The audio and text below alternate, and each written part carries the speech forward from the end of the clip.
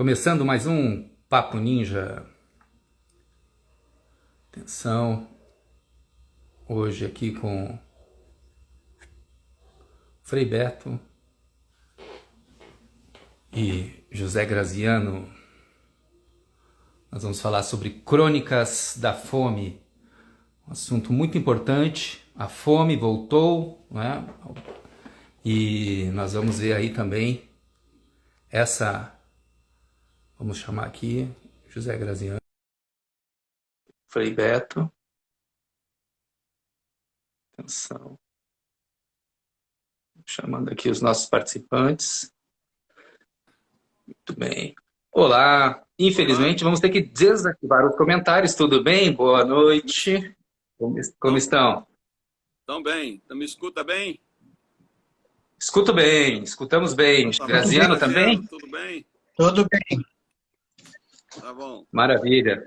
Olha, uma pena que nós vamos ter que desativar os comentários, desativar as perguntas, porque, em geral, nós temos aqui uma certa disputa e o nosso interesse é conversar sobre esse tema, né, o Crônicas da Fome, durante esse nosso Papo Ninja de hoje. Em primeiro lugar, eu quero agradecer muito, né, a participação de vocês, a disponibilidade de vocês estarem aqui. O Papo Ninja de literatura, nós fazemos todas as quintas-feiras, discutimos literatura, discutimos, né, livro, leitura, discutimos o sistema literário brasileiro, né, a importância da leitura, de políticas de leitura, etc. E hoje, então, nós vamos conversar aqui sobre esse tema, sobre o concurso Crônicas da Fome. Rapidamente eu vou apresentar, embora não haja necessidade de apresentar, mas o Frei Beto, né, nasceu em Belo Horizonte, religioso, teólogo, jornalista, escritor, ganhou Jabuti em 1982, não é? Com o batismo de sangue, e depois em 2005, né, com tipos, né? Esteve, né, preso de 69 a 73 pela ditadura, né, militar, pela ditadura aqui no Brasil, e os principais nomes, né, do enfrentamento aí à ditadura no nosso país. E também, né, esteve em 2003 e 2004 junto, né, ao governo Lula, assessorando, né, no programa Fome Zero. Tá? Então, muito boa noite, muito obrigado, Frei Beto, está aqui com a gente. Obrigado, José. José Graziano, né, nasceu nos Estados Unidos, né? Mas é uma figura que tem aí uma importância muito grande na formulação das políticas de combate à fome, né? Esteve na implementação, na criação e implementação do Fome Zero, né, junto ao governo Lula, e depois, né, participando, né, por duas vezes como diretor da FAO, diretor-geral, né, da FAO, que é a Organização das Nações Unidas para a Alimentação e a Agricultura. Então, assim, duas pessoas fundamentais, né, na formulação, na implementação, né, das políticas, né, de combate à fome no nosso país. Então, muito boa noite. E já quero perguntar para vocês o seguinte: qual a importância de um concurso, né, um concurso de crônicas da fome, né, num momento como esse, né, esse concurso que está sendo feito pelo Instituto Fome Zero, né, e junto com outras entidades, né, como o coletivo Subplano aqui de Brasília. Então, boa noite. Qual a importância desse concurso para a gente já começar a nossa conversa? Beto, por favor. Não, é você que tomou a iniciativa. Diga aí, Graziano. Bem, A palavra é sua. explico rapidamente. No próximo sábado, dia 16 de outubro, nós celebramos em todo o mundo, ao redor do mundo, o Dia Mundial da Alimentação, para comemorar o direito de todo ser humano a ter uma alimentação adequada, que lhe permita sobreviver bem, com saúde e dignidade. Nós vimos que esse direito não vinha sendo respeitado no Brasil nos últimos anos. Então, um conjunto de pessoas, entre as quais o Frei Beto, que participou do primeiro governo Lula, da implementação do programa Fome Zero, que tirou o Brasil do mapa da fome, não é? Praticamente erradicou a fome em menos de 10 anos nesse país, se reuniram para fundar o Instituto Fome Zero. O Instituto Fome Zero, então, completa 1 ano no próximo sábado, e nós resolvemos, entre as atividades que nós fazemos, lives, artigos, debates, né, cursos, nós resolvemos fazer esse concurso literário. Por quê? Jefferson, tem uma coisa que fazem os subnutridos, subalimentados, os que passam fome, uma categoria especial. Eles não têm organização nenhuma. Você nunca vai encontrar uma associação de famintos ou um sindicato de subnutridos. Né? Então, alguém precisa falar por eles. Alguém precisa contar a história deles. E aí surgiu essa ideia de fazer esse concurso, Crônicas da Fome, para dar oportunidade de todos os brasileiros e brasileiras contarem o que pensam sobre a fome. Como sente alguém com fome? Né? Esse é o objetivo do concurso. Fazer os que comem falar pelos que não comem. Essa foi a ideia básica. É um concurso que está aberto às inscrições, você entra no nosso site, que é www.ifz.org.br. Tem lá, logo no primeiro página, uma chamada. O concurso está aberto às inscrições até o dia 16 de novembro, portanto, praticamente 1 mês e 2 dias a partir de hoje. Não é? Tem uma pequena taxa de inscrição, só para ter uma pequena contribuição. A arrecadação vai reverter em favor de entidades que nós estamos apoiando, de combate à fome, e vai distribuir prêmios aos 3 primeiros colocados, de 1.500, de R$ 1.500.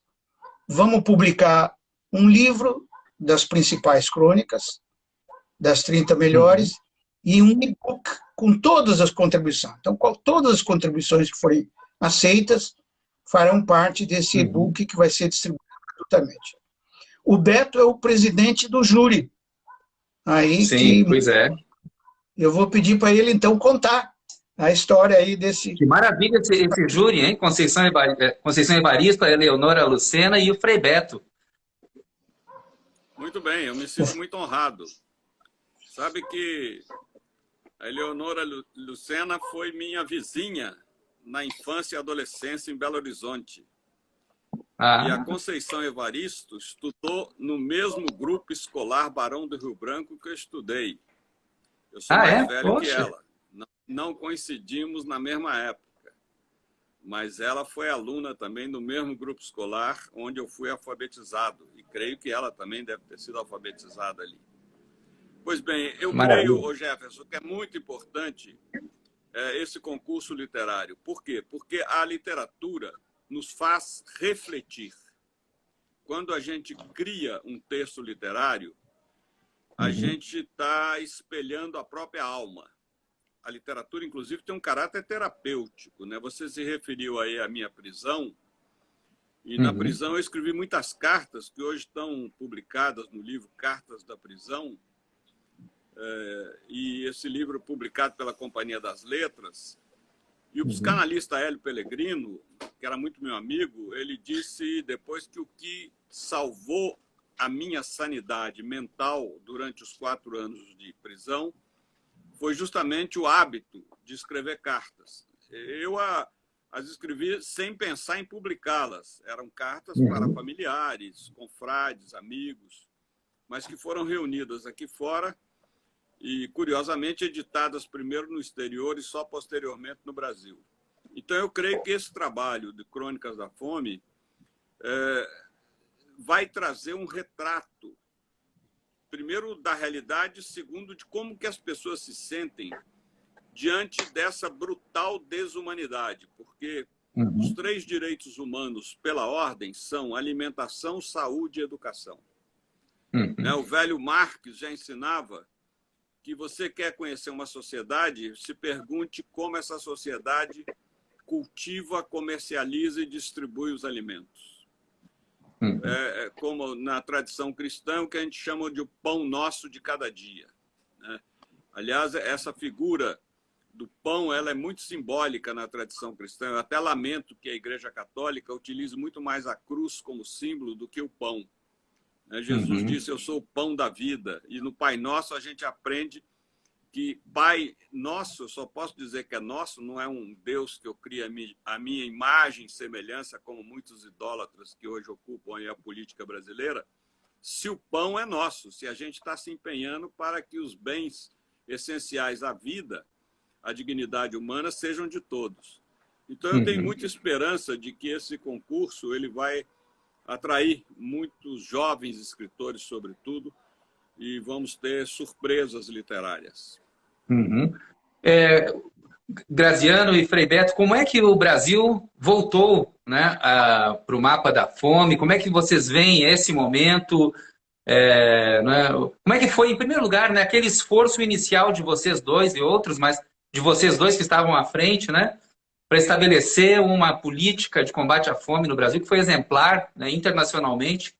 Como é que foi aquela experiência e como é que vocês veem hoje, né, o que está acontecendo no Brasil, né? Olha, o Jefferson, nós contamos com uma liderança do presidente Lula, né, que tinha um compromisso. Ele tinha passado fome quando criança e sabia do que se estava falando. Né? Sabia que não podia ter uma nação desenvolvida com a quantidade de pessoas passando fome. Na época, nós estimávamos um número que era similar ao número de hoje, cerca de 40 milhões de pessoas passando fome.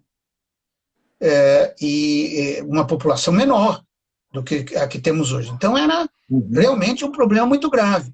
E os governantes seguiam negando isso. Essa é uma característica interessante da fome.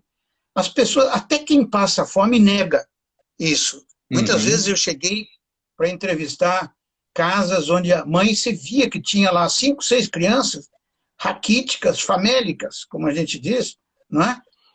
Por fome. E você perguntava, mas eles comem direito? Ah, não sei. Ela não respondia afirmativamente que tinham fome, por vergonha.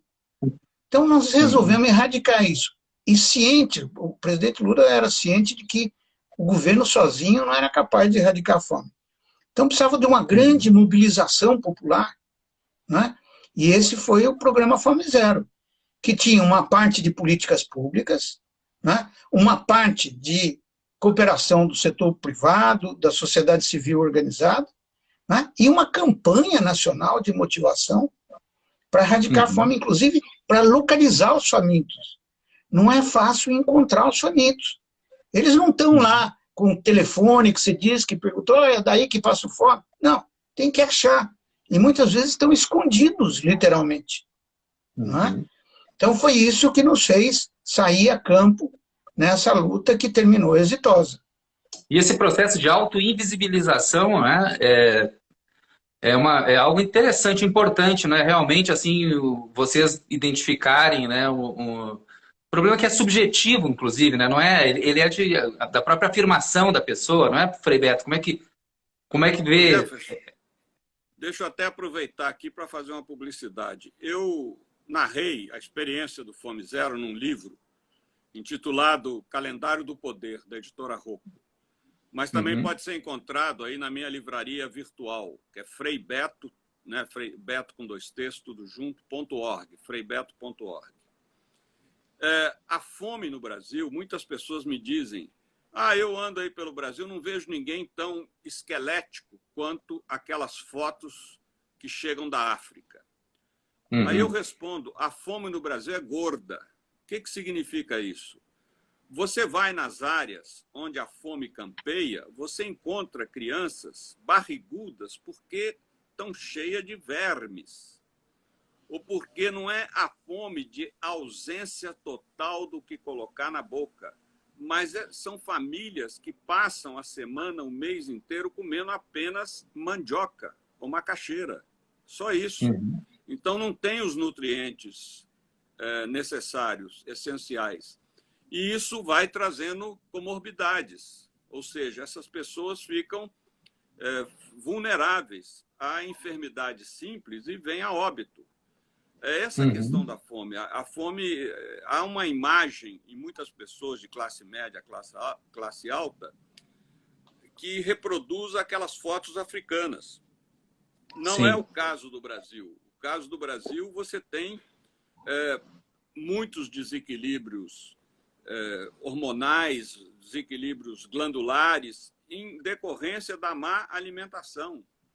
Como tem um problema sério hoje que a gente está enfrentando, que é a obesidade, principalmente de crianças. A obesidade hoje no mundo, ela supera o número de famintos crônicos e está levando as pessoas também à morte precoce. Então, são questões muito sérias que esse governo não tem tido o menor interesse de tratar. Aliás, ele não tem tido nenhum interesse de tratar nesses 3 direitos humanos fundamentais: alimentação, saúde e educação. Vide a questão agora do kit, né, para as meninas, kit da menstruação, ver a atitude omissa, até agressiva, que o governo adotou.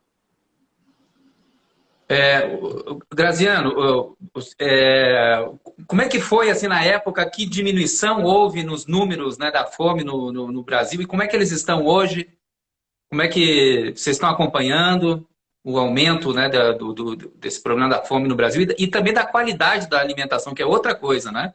Não, como foi colocado aqui pelo Frei Beto. Queria começar por esse ponto. O Beto tocou num ponto hoje fundamental. Né? Hoje, se a gente tivesse que refazer o programa Fome Zero, eu tenho dito, seria Fome Zero e Gordo Zero. Porque há uma epidemia de obesidade no Brasil. Antes da pandemia, em 2019, que é o último dado que a gente tem, nós tínhamos 2 de cada 3 brasileiros com sobrepeso. E mais de 25%, quer dizer, 1 de cada 4, obeso. Isso, em termos de crianças, é uma tragédia, porque compromete o desenvolvimento intelectual e futuro dessas crianças. Né? Então, ter criança gordinha não é sinônimo de saúde, como a gente pensava antigamente. E isso vem de comer essas junk food, né? Essas porcarias aí que são com muito sal, muito açúcar, né? Ou só comer amido, por exemplo, macaxeira, como disse o Beto, né? Não ter uma alimentação equilibrada, proteica, não comer frutas e verduras. Graças ao Fome Zero, nós implantamos no Brasil um programa de merenda escolar com compras da agricultura familiar. Esse é o programa mais invejado no mundo. O Jefferson, acabou de terminar a Cúpula Mundial da Alimentação, que foi agora. Né? E eu estava vendo as estatísticas. O programa mais mencionado pelos mais de 100 chefes de Estado e de governo que discursaram foi o programa de alimentação escolar com produtos saudáveis. O mundo está sentindo a importância disso. No caso do Brasil, nós temos, em 2004, como eu disse, um número expressivo de fome, similar ao que é hoje. Esse número foi caindo rapidamente, até que, em 2013, a FAO mostrou um mapa onde o Brasil não figurava como os países que tinham mais de 5% de fome. Então, em 2014, o Brasil passou a ter menos de 5% de fome. Né? Partindo do número, em 2004, que era aproximadamente 9%. Hoje, 10 anos, uma diminuição brutal. Diminuição brutal. É o único exemplo no mundo de um país dessa magnitude que erradicou a fome em menos de 10 anos. Né?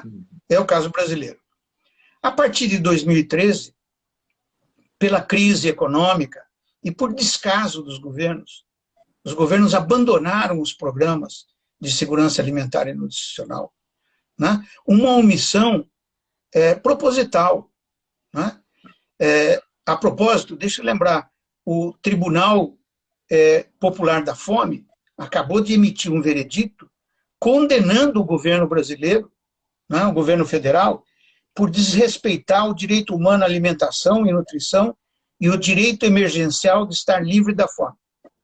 Né? Infelizmente, condenação só tem um efeito moral, num governo que de moral tem muito pouco, né? Ou quase nada. Né? Mas dá uma ideia de como nós estamos. Abandonamos completamente as políticas. Então, o que aconteceu?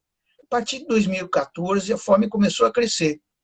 E os dados do IBGE disponíveis antes da pandemia já mostravam que o Brasil tinha voltado ao mapa da fome. Quer dizer, em 2018, 2019, o Brasil já estava de volta ao mapa da fome, com 5 ou 6% de gente passando fome. Aí veio a pandemia e agravou. Né? E a pesquisa que nós temos de dezembro de 2020 mostra um número de 9% passando fome. Cerca de 20 milhões de brasileiros. Né? Depois há uma outra pesquisa da Unicef, em julho de 21, portanto, desse ano, que esse número tinha saltado de 20 para 27 milhões de brasileiros. Então, esse é o número que nós temos em julho desse ano. 27 milhões, comprovadamente, de brasileiros passavam fome, segundo a pesquisa da Unicef. Eu estimo que esse número venha crescendo dia a dia. Por quê? Pela carestia, né? A inflação e disparou nos produtos básicos, aumentou o feijão. Estava vendo as estatísticas ainda hoje aqui na televisão, mais de 33% aumento do feijão. Tá certo? Quer dizer, e o feijão é um dos produtos da nossa dieta básica. É a fonte de proteína de maior alcance no Brasil todo. Não é? Então, esse é o quadro que nós temos hoje. O Brasil exporta carne, né? No entanto, não consegue comer carne mais, não é? Como é que está isso, Frei Beto? Como é que vê essa relação aí da fome com a economia brasileira, né? Só acrescentar um dado a esses que o Graziano apresentou, Jefferson. O cálculo atual é que 116 milhões de pessoas no Brasil vivem em insegurança alimentar. 116. Isso é mais da metade da população brasileira. Né? A questão também é que a gente não tem, voltando à questão da obesidade, a gente não tem no Brasil, como o Fome Zero propôs, um trabalho, sobretudo nas escolas, de educação nutricional. Quando eu visitava as escolas, uma das perguntas incômodas que eu fazia para a diretora, o diretor, o que as crianças aqui comem na merenda? E eu posso dizer que, invariavelmente, ingeriam a mesma porcariada que o camelô vendia na esquina da escola. E aí eu falava, mas como é que vocês querem educar? Essas crianças não sabem nem como devem, o que devem comer e como devem comer. Ah, mas elas não gostam de verdura, não gostam de legume. Eu falei, vocês têm aqui na escola uma área que possa fazer uma horta. Criança que planta horta, na hora de colher, a autoestima dela vai lá no teto, vai lá no céu, e para o resto da vida ela passa a ingerir verduras e legumes. Então não há nenhum trabalho nesse sentido. O brasileiro, essa é uma característica, né? O Graziano deve ter constatado isso lá na China. O chinês sabe o que come, o chinês tem uma cultura nutricional. O brasileiro não tem nenhuma. A gente sequer sabe para que serve o que temos na boca. O dente, a língua, a saliva. Como ingerir o alimento. Então, tudo isso cria uma série de distúrbios de saúde que levam à obesidade e outros problemas complicados.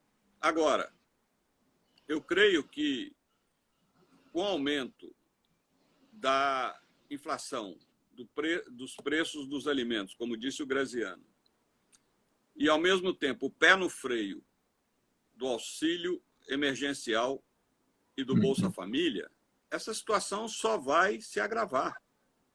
Nós vamos enfrentar um 2022 aí, comemorando, não sei como, a independência do Brasil, porque sequer a gente conquistou a independência nutricional.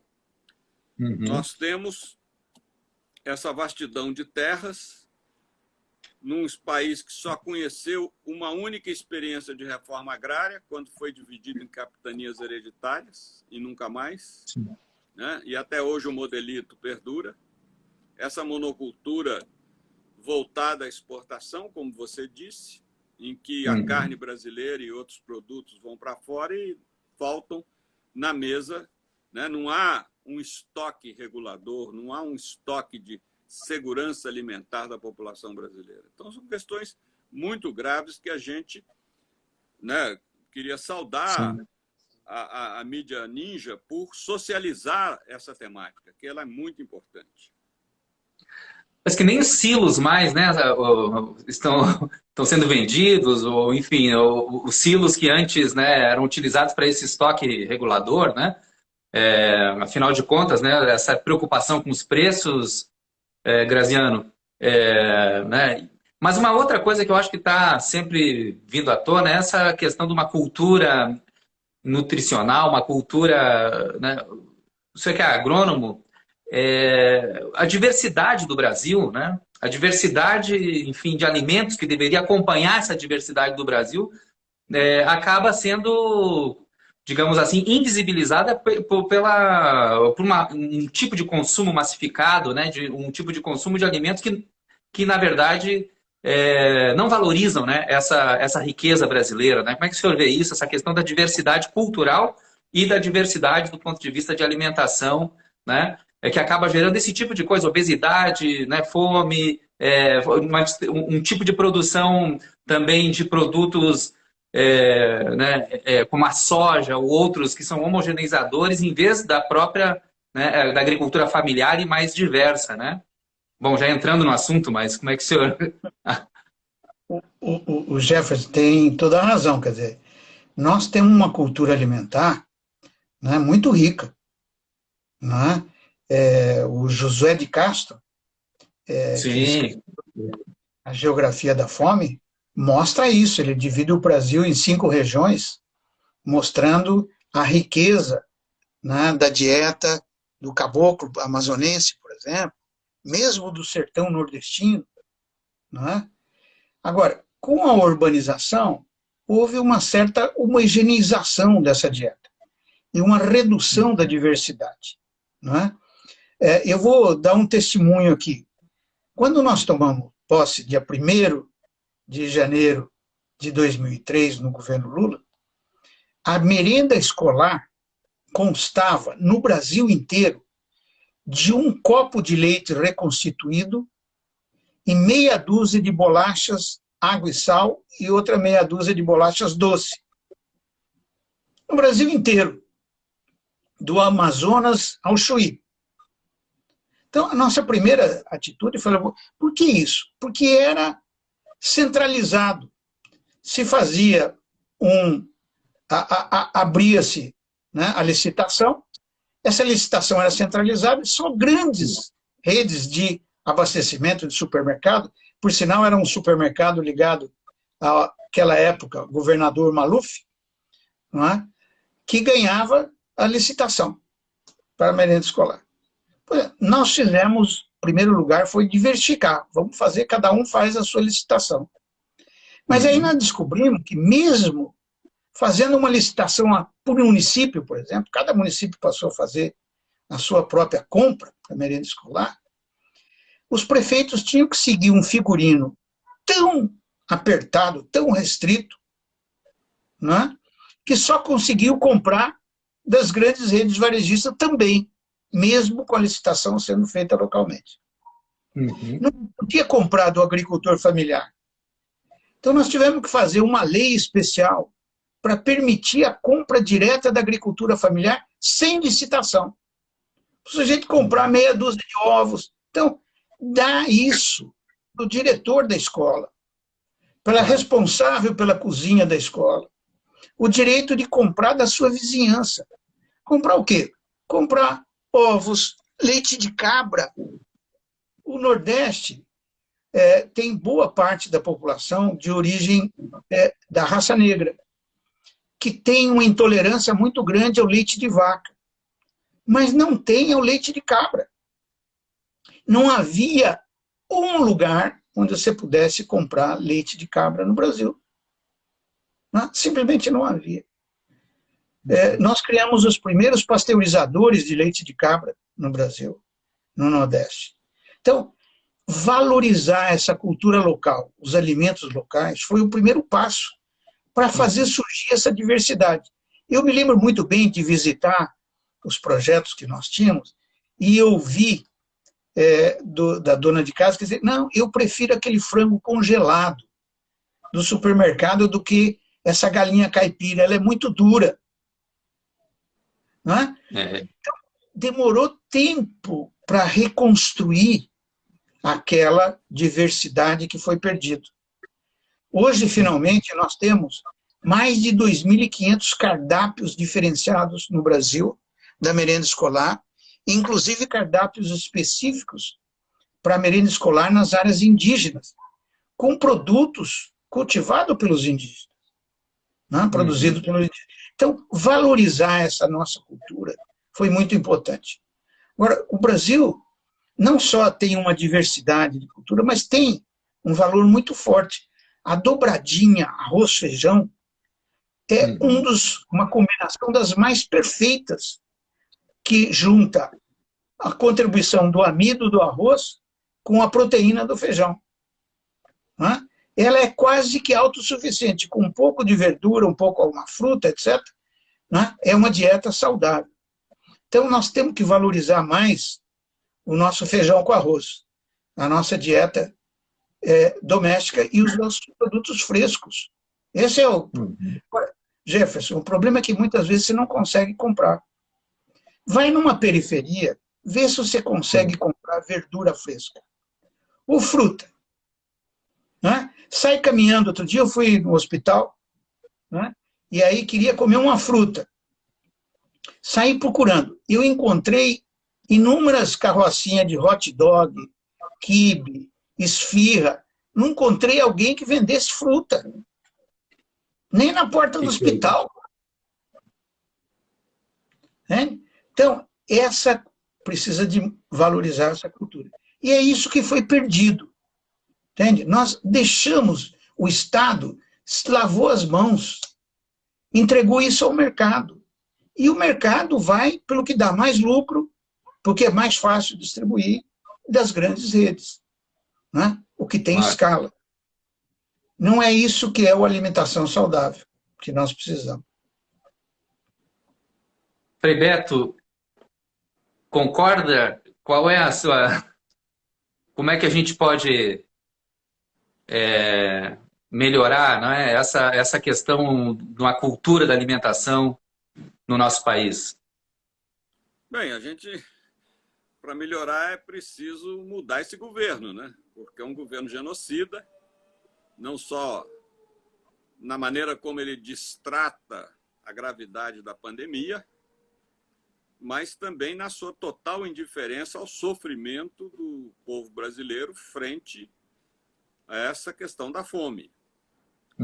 Não existem medidas, nenhuma medida, nem essas mais simples, como dar um aumento de salário mínimo acima da inflação, para minorar esse sofrimento. Ou seja, as pessoas estão chegando a uma fase de desespero, e o que é mais impressionante é o número de pessoas que hoje vivem nas ruas. A gente tropeça em pessoas em situação de rua em todas as cidades brasileiras. Em São Paulo, a capital, foi feita uma pesquisa pela prefeitura há uns 2, 3 anos, constatando 24 mil pessoas vivendo nas ruas. Agora, na vacinação, em que a pessoa tem que dar um endereço, responderam, vivo na rua, 37 mil pessoas. E vai ser feito uma nova pesquisa que já calcula que são 60 mil pessoas. Nossa. Porque as pessoas não têm renda, não podem nem pagar o aluguel do barraco na favela. E fazem o quê? Tem que ir para a rua, não tem alternativa. Então, nós estamos vivendo uma situação caótica do ponto de vista social, com esse terrível agravante que é a supressão, a dificuldade do bem mais essencial ao ser humano. A gente pode viver sem muitos bens, muitos, mas não dá para viver sem comida e bebida. Até agora, não dá, né? É impossível uma pessoa ter uma vida minimamente saudável sem uma alimentação adequada. Então, nós temos uma situação muito, muito grave que só uma mudança política radical é que vai permitir isso que o Graziano contou, né? A gente retomar um programa de novo, tirar o Brasil do mapa da fome, valorizar a agricultura familiar, promover algum modelo de reforma agrária. Sabe, é impensável um país de dimensões continentais. A gente olha a história dos demais países da América Latina, que eu saiba, só a Argentina e o Brasil jamais fizeram uma reforma agrária efetiva. Alguns países já fizeram 3, 4 reformas agrárias. Então, isso é uma questão muito séria que a gente tem que enfrentar, porque a desigualdade ela se acentua a cada mês. E quando a gente se depara com uma inflação que já ultrapassa os 10%, isso é absolutamente escandaloso, no sentido de ameaça. Isso ameaça a segurança nacional. Não é só a segurança alimentar, é a segurança nacional. Eu não me surpreenderei se dentro em pouco a gente se deparar com invasões de supermercados, feiras livres, etc., porque as pessoas têm que buscar comida de alguma maneira. E, como o Lula costumava dizer, você pode até ficar privado do alimento, mas você não suporta ver os seus filhos privados. Pois é. Aí a coisa pega fundo. Graziano, já foi citado aqui o Josué de Castro, e né, acho que esse tema da fome foi internacionalizado pelo Brasil, né, pelo próprio trabalho dele, né, a atuação dele internacionalmente, na ONU, né, na FAO. Como é que foi isso, essa né, passagem aí desse tema para um tema brasileiro, enfim, né, para um nível internacional? Qual é a contribuição do Brasil, né, para um pensamento sobre esse tema, né, além daquilo tudo que já foi falado aqui, das experiências, né, próprias do país, mas esse debate, né, a formulação do debate internacional, né? Poderia falar um pouco sobre isso, já que tua experiência nessa internacionalização é muito grande, né? Com prazer. De fato, José de Castro foi o primeiro, né? Foi o pioneiro, né? Numa época onde as coisas eram muito mais difíceis, quer dizer, você não tinha internet, não é? Ter notícias ou viajar para a Europa era uma aventura, né? Que levava dias, semanas, não é? E José de Castro foi um pioneiro nisso. Ele era um médico de formação de origem, né? Pernambucano, né? E que tomou conhecimento com o problema da fome devido à seca. O pai dele era um fazendeiro e teve que migrar por força da seca, né? Ele foi um retirante da Paraíba para Pernambuco, um sobrevivente da seca. E aquilo marcou profundamente a infância do José de Castro. Ele diz, num dos livros dele, que diz, eu não aprendi a fome pelos livros, eu aprendi na vida, não é? Eu vi a fome, é a expressão que ele usa, né?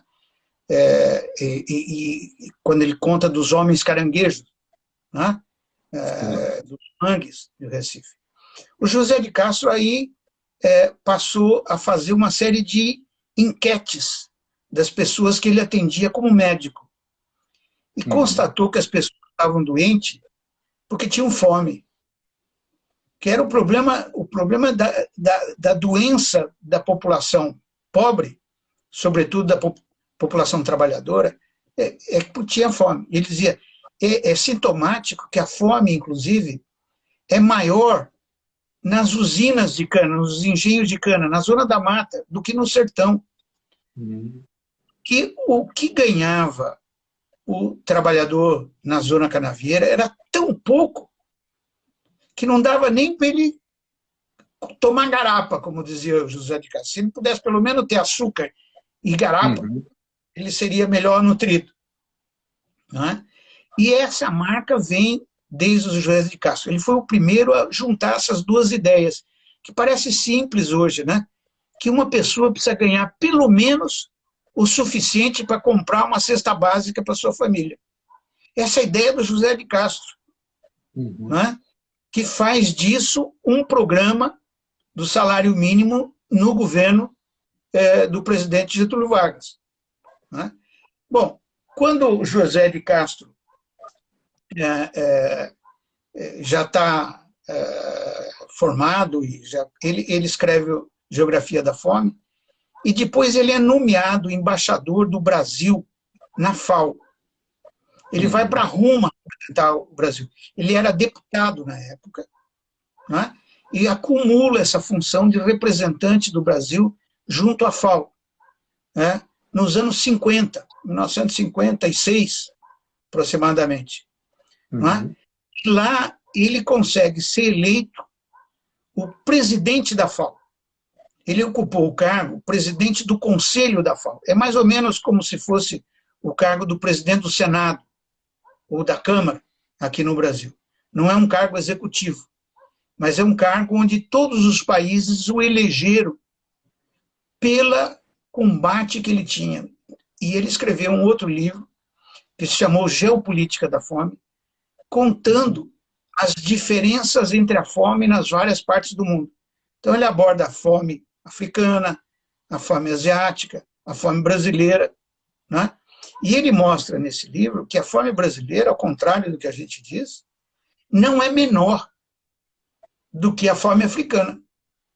Embora a imagem do famélico africano tenha sido mais difundida.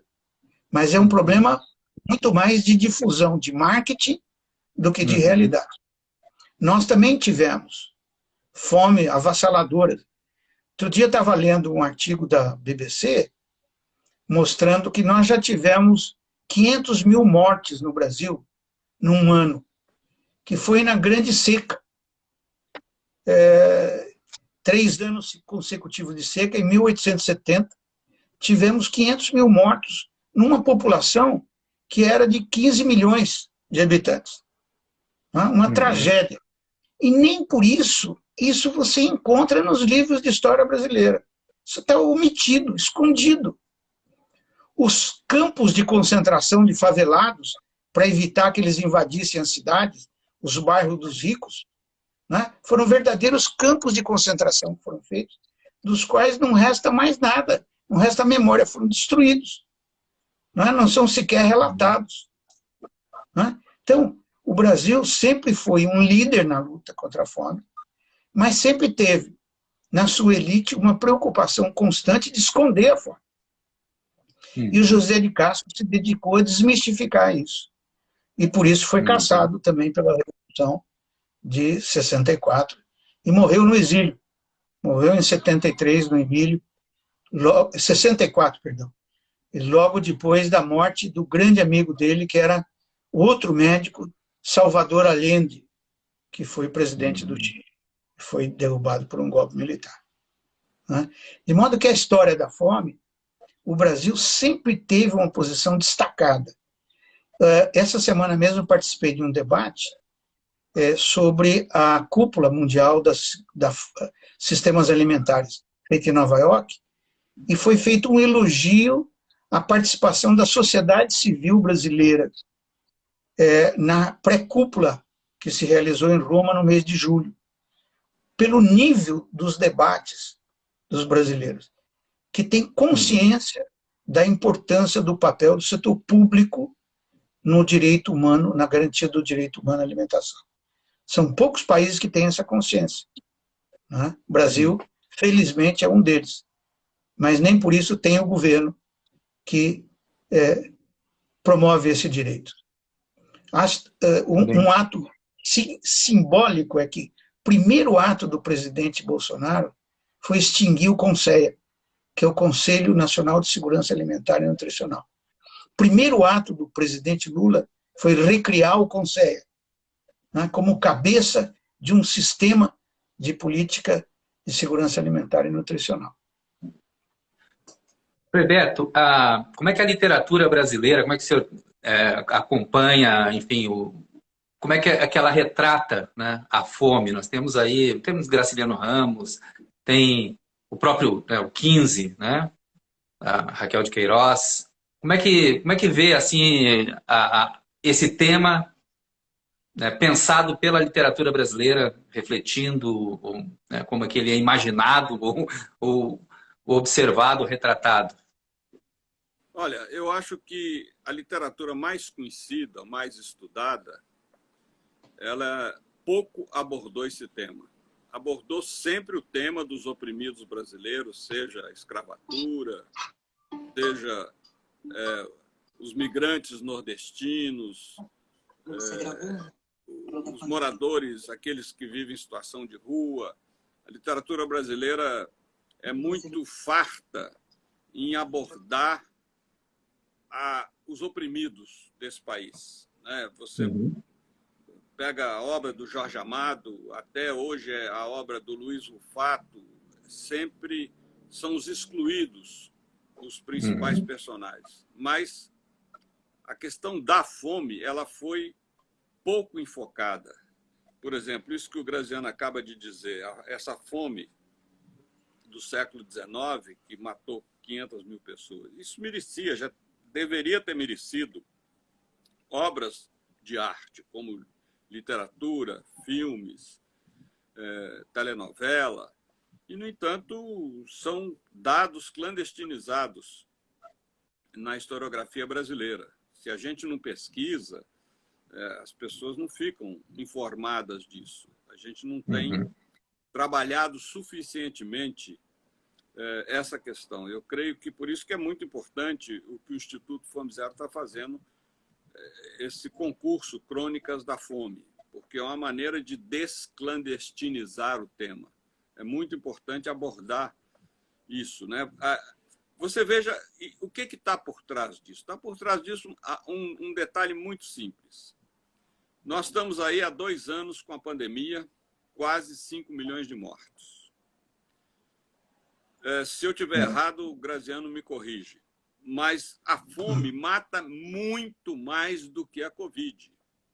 Ela mata 24 mil pessoas por dia, 9 milhões por ano. E, no entanto, não há nenhuma mobilização similar à da Covid para erradicar a fome, que tira mais vidas que a Covid, que a pandemia. A pandemia mobilizou fortunas, governos, laboratórios, etc. Por quê? Porque a pandemia não faz distinção de classe. E a fome faz. Sabe, isso é um tapa na nossa cara. Nós, de classe média, classe alta, um tapa. Isso denuncia a nossa indiferença. Isso denuncia a nossa insensibilidade para com a dor alheia. Ou, usando um termo religioso-teológico, a nossa falta de misericórdia. Etimologicamente, a capacidade de colocar o meu coração na miséria do outro, na situação de sofrimento do outro. Então, é escandaloso. O Graziano deve ter se dado, né, os fundos destinados a combater a fome, eles são sonegados, são insignificantes. Sabe, já se fizeram vários cálculos de não precisa de muito dinheiro para erradicar a fome no mundo. Mas não existe esse dinheiro não aparece. Então, essa é a questão grave que a gente precisaria denunciar. E você tocou num ponto importante. Eu diria que a literatura brasileira ela ainda está em falta de tratar melhor especificamente o tema da fome. Trata bem o tema da marginalidade, o tema das consequências de toda essa situação de opressão, mas a questão da fome, eu creio que ainda não foi suficientemente trabalhada pela literatura como obra de arte, ou seja, como algo que, né, realmente traduza esse sofrimento, como o Steinbeck fez nos Estados Unidos com Vinhas da Ira, por exemplo, né, que é um romance clássico. Ali ele retrata essa situação, mas nós não temos, como você citou, temos o Graciliano, temos o Kinsey, temos alguma literatura existe, mas não suficientemente impactante na nossa cultura, como outros temas impactam.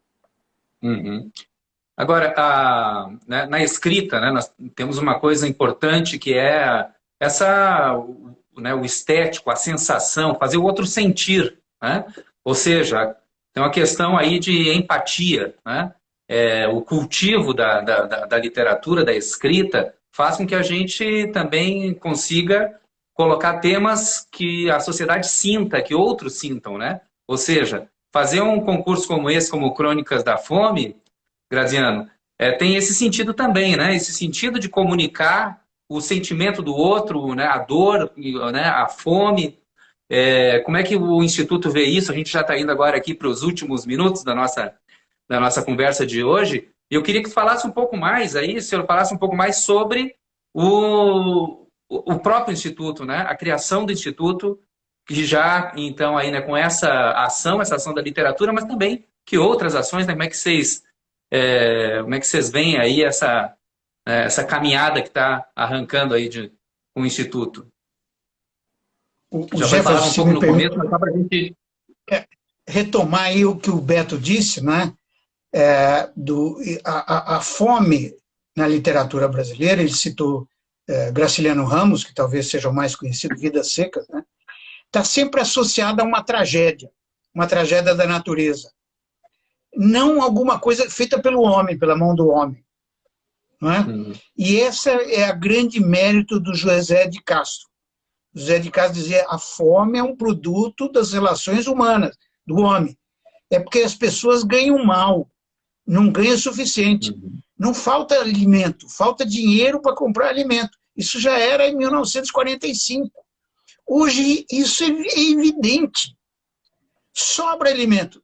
Nós exportamos os nossos, não são nem excedentes hoje, né? Nós exportamos inclusive aquilo que nós comemos, o arroz que nós comemos, mas por quê? Porque o brasileiro não tem poder aquisitivo. Nós não ganhamos em dólar, né? Então nós não temos dinheiro para comprar commodities indexadas em dólar. É simples como tal. O Instituto Fome Zero foi criado para isso, para denunciar isso, para alertar que essa situação não pode perdurar, não é? Para manter viva a memória. Nós descobrimos, isso veio de uma constatação minha, eu fiquei 15 anos fora do Brasil. Voltei no final de 2019.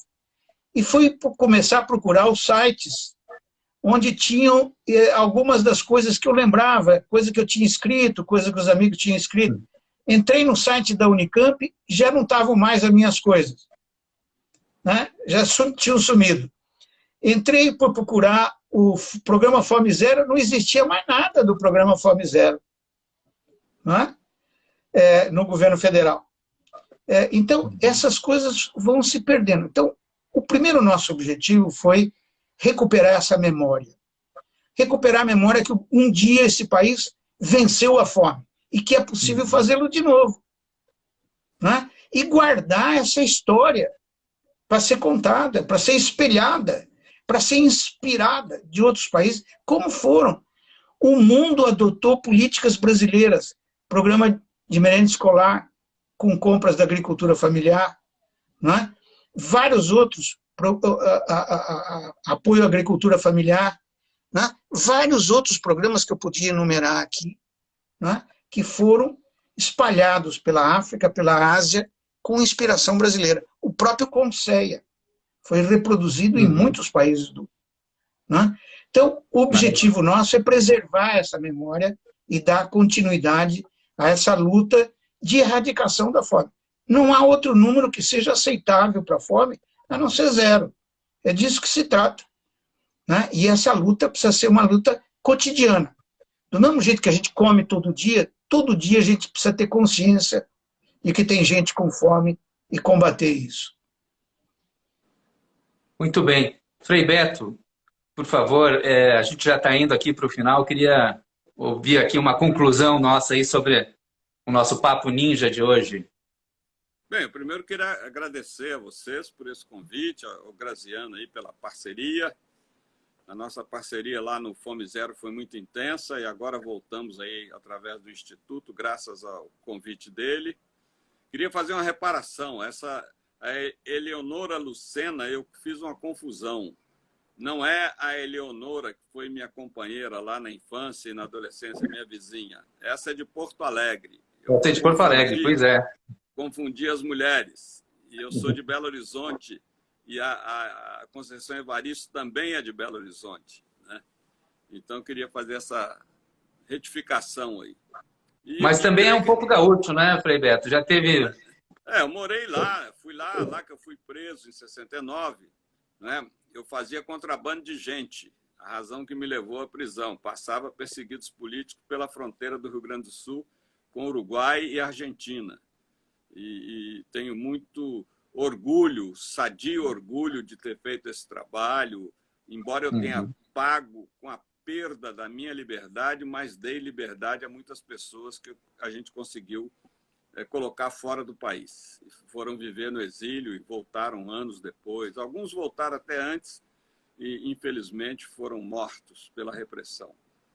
Mas, enfim, é uma história também que a gente precisa levantar. Espero que a mídia ninja volte a tocar nesses temas candentes e que estão pouco presentes na memória nacional. Parabéns aí por abordar esse tema da fome e, mais uma vez, agradeço o convite de participação. Maravilha. Graziano, por favor. O Jefferson, eu queria fazer também a oportunidade, uma propaganda para as pessoas entrarem no nosso site e vão encontrar, nós ainda estamos reunindo literatura, né? Mas quem tiver disponibilidade de textos, manda para a gente, lá para a gente subir no site e ficar à disposição de todos, para poder compartilhar. Né? E eu queria recomendar a quem está nos ouvindo, que se interessou por esse grande brasileiro que é José de Castro, um documentário do Silvio Tendler. Está disponível na web, gratuitamente, você pode assistir, né? Contando a história e a luta dele. Né? Para a gente ver que não é de hoje essas situações que estamos vivendo. Isso tende a se repetir periodicamente se não houver, por parte da sociedade brasileira, uma atenção voltada para isso. É preciso uma luta cotidiana para garantir a todos o direito humano à alimentação saudável. Maravilha.